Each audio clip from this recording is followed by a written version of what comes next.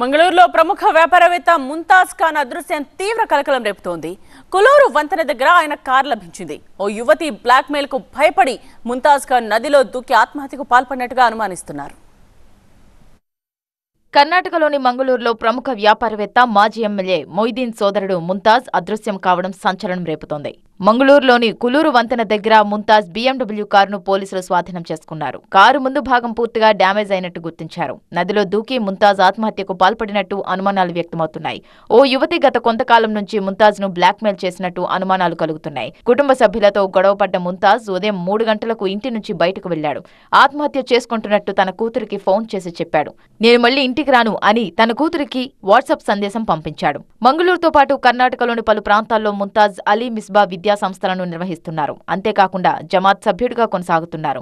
నదిలో ఇనుప కడ్డీలు, సిమెంట్ సంచీలు ఉండడంతో సహాయక చర్యలకు తీవ్ర ఆటంకం కలుగుతోంది. అయితే ముంతాజ్ అలీని బ్లాక్మెయిల్ చేసిన యువతి ఎవరన్న విషయంపై ఉత్కంఠ నెలకొంది. ఆదివారం తెల్లవారుజామున కులూరు వంతెన సమీపంలో వ్యాపారవేత్త ముంతాజ్ అలీకి చెందిన వారు ఉన్నట్లు సమాచారం వచ్చిందని మంగళూరు పోలీస్ కమిషనర్ అనుపమ్ అగర్వాల్ తెలిపారు. వెంటనే తాము ఘటనా స్థలానికి చేరుకున్నామని, ప్రమాదానికి గురైన BMW కారు అక్కడ ఉండటం గమనించామని చెప్పారు. ముంతాజ్ అలీ కారును అక్కడే వదిలేసి పక్కనే ఉన్న నదిలో దూకి ఆత్మహత్యకు పాల్పడినట్లు అనుమానిస్తున్నట్టు తెలిపారు. Vehicle was found near the Kollur bridge and he might have jumped from the bridge. So immediately local police rushed to the spot and then we have started the investigation.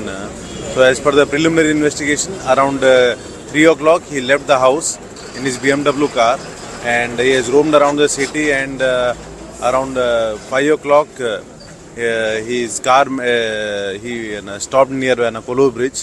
ఈ ఘటనపై దర్యాప్తు ప్రారంభించామని, త్వరలోనే అన్ని విషయాలు వెల్లడిస్తామని పోలీసులు వెల్లడించారు. తెల్లవారుజాము 3 గంటలకు ముంతాజ్ అలీ తన కారులో ఇంటి నుంచి బయలుదేరినట్లు పోలీసులు భావిస్తున్నారు.